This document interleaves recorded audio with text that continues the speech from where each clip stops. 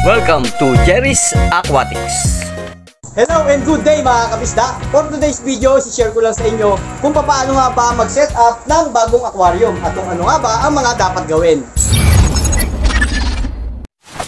Guys, meron tayo dito ang aquarium na 10 gallon na pinapaset up ng customer natin. Ang gagamitin ko lang dito, gagamit ako ng 3-in-1 top filter na kagaya nito. Mas maganda kasi yung ganitong 3-in-1 top filter kasi pwede nating hugasan lang or palitan yung pinaka-filter niya dito sa pinaka-box. Then, maglalagay lang din ako ng ilaw. So, yan, magagamit natin ito para mapaganda yung pagtingin natin doon sa mga isda. Then, makakatulong din itong ilaw para mabuhay na din yung mga plants. At maglalagay lang din ako ng konting mga bato.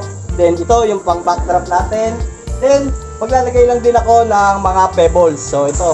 Nahugasan ko na din yung pebbles na to. At ang ginawa ko dito, hinugasan ko siya ng asin para mawala yung mga fungus, mga parasite, or mga dumi-dumi na nakalagay dito sa mga pebbles. So, yan. Basta kung ano lang yung mga bago nyong ilalagay sa aquarium, kailangan hugasan muna natin.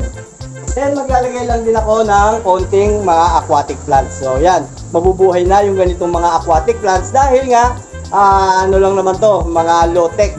Basta may ilaw, kaya na niyang buhayin yung mga ganitong plants. Okay, simulan na natin ang pag-set up. Una mga kabisda, ilalagay ko na muna tong mga pebbles.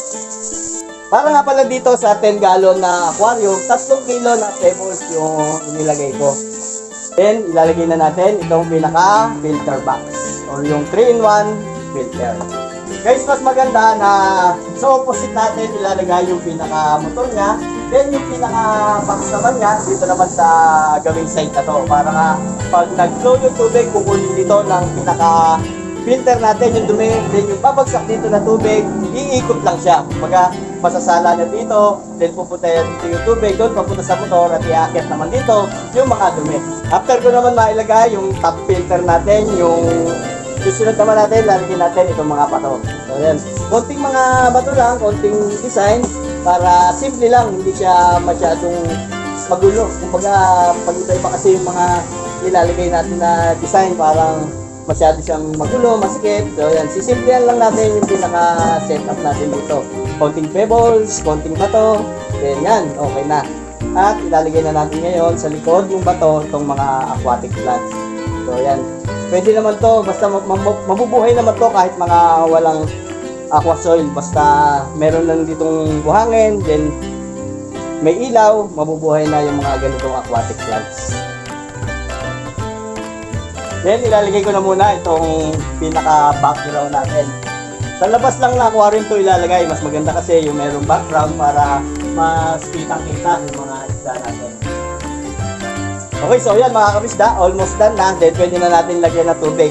Guys, pag magsiset-up tayo, kailangan ang gamitin natin na tubig ay purified water or yung mineral water na iniinom. Pwede rin naman na tubig poso. Then mas maganda rin na ilalagay natin tubig ay yung na-stock na natin na tubig kahit mga 1 week na naka-stock para mawala na yung mga chlorine. After ko malagyan ng tubig mga kapisda, isasaksak ko na o paandarin ko na yung pinaka-pump niya. Okay mga kapisda, ito umaandar na yung pinaka-pump natin. Then mapipilter na niya yung mga dumi. At yung babagsak na tubig dito, ito na yung magsusupply ng dissolved oxygen na kailangan ng mga isda natin. Then mga kapisda, ang next ko naman na gagawin at pinaka-importante na kailangan, maglalagay tayo ng ganitong nitriac. Guys, ito yung nitriac, ang nitrifying bacteria. Ang trabaho nito, mabilis niyang padadamihin yung mga beneficial bacteria or good bacteria para matagal lumabo at mag-crystal clear yung tubig natin sa aquarium. Ang ginagawa ko dito, pag bumili kasi kayo na to, meron siyang kasamang scoop. Then, isang scoop nito per 5 gallon. So, ito nga, 10 gallon to. Ang ilalagay ko dito, 2 scoop. Pwede natin siyang ilagay muna sa ganitong lagayan para mahalo muna natin. At para matunaw muna siya. So, yan, 2 scoop. Then, hahaluin lang muna natin. At pag nahalo na natin, pwede na natin siyang ibuhos dito.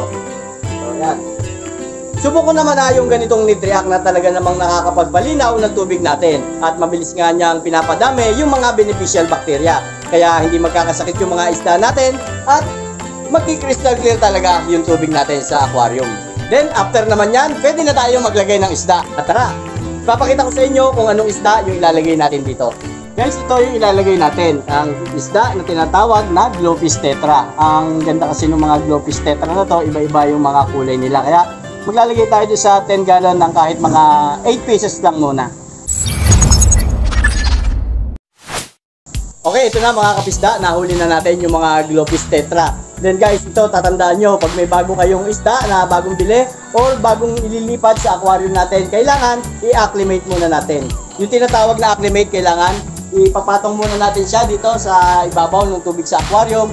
Maghihintay lang muna tayo ng kahit mga 20 to 30 minutes para nga maging parehas yung temperature nila para hindi ma-water shock yung mga isda natin. Ang nangyayari kasi pag bagong bili, pagdating sa bahay, ilalagay agad sa aquarium, na-water shock yung isda hanggang sa may stress, then hanggang sa mamatay. Kaya kailangan talaga i-acclimate muna natin. Then after 30 minutes mga kapisda, ito pwede na nating pakawalan yung mga isda. Then ang ginagawa ko dito, kinukuha ko na lang yung mga isda, then lipat doon sa aquarium. Hindi ko na isinasama yung mga dating tubig. So yun, kasi nga kung pwedeng may mga dalang bacteria o parasite yung tubig, kaya para hindi na mahalo doon sa aquarium natin. Then ang pinakahuli mga kabisda, ito ilalagay ko naman na yung pinaka-ilaw niya. So yan, nakakapagpaganda to, then nakakatulong para mabuhay yung mga aquatic plants. Then pag binuksan na natin yung ilaw, so yun, o di ba? Mas maganda nang tignan yung aquarium natin at kitang-kita na din yung mga isda natin. At yan, nakapag-set up na tayo ng 10 gallon. Okay, so yun lang mga kabisda at nakapag-set up na tayo ng 10 gallon. So ganun lang yung ginagawa ko kung paano mag-set up at kung paano nga ba or kung ano nga ba yung mga dapat nating gawin. Okay mga kabisda, kung umabot ka sa part ng video na to ay huwag mo naman kalimutang i-like at mag-comment ka lang dyan kapag meron ka pang mga tanong at sasagutin ko din yan batay sa napag-aralan at na-experience ko na rin. At kung hindi ka pa nakapollow, pakipollow mo na lang din ako para ma-update ka pa sa susunod ko pang mga video. Okay mga kabisda, happy beekeeping!